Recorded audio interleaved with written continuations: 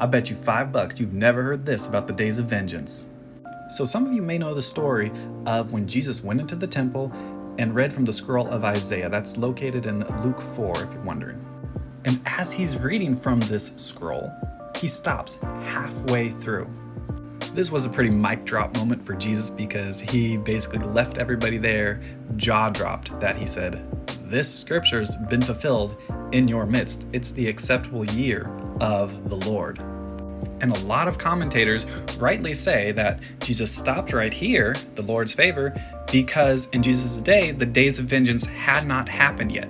And a lot of commentators also say that the days of vengeance is still in our future. So the question is, when does the days of vengeance happen? If only we had a verse that told us when it was going to happen. Oh wait.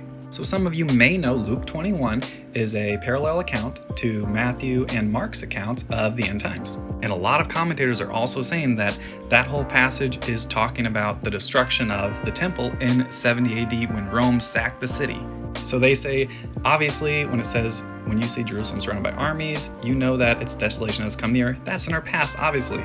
But look right below it.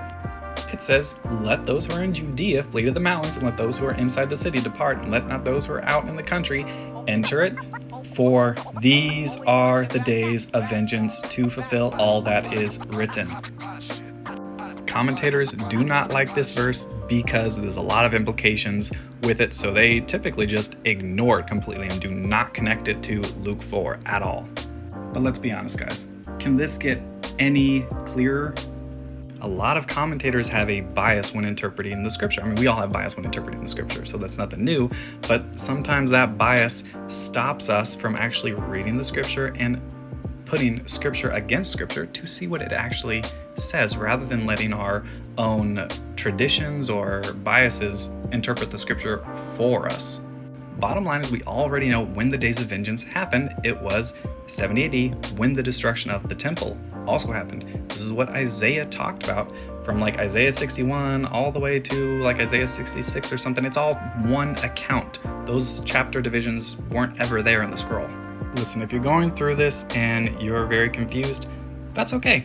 This stuff is kind of hard to understand when you're first learning about it because pastors and theologians don't talk about this. They kind of ignore it because of the implications that the second coming already happened, because they think it's a physical coming and not a spiritual one. We'll continue to go through this together, so make sure to follow for more so you never miss when I continue to talk about this, and hopefully we can learn more about the Bible together.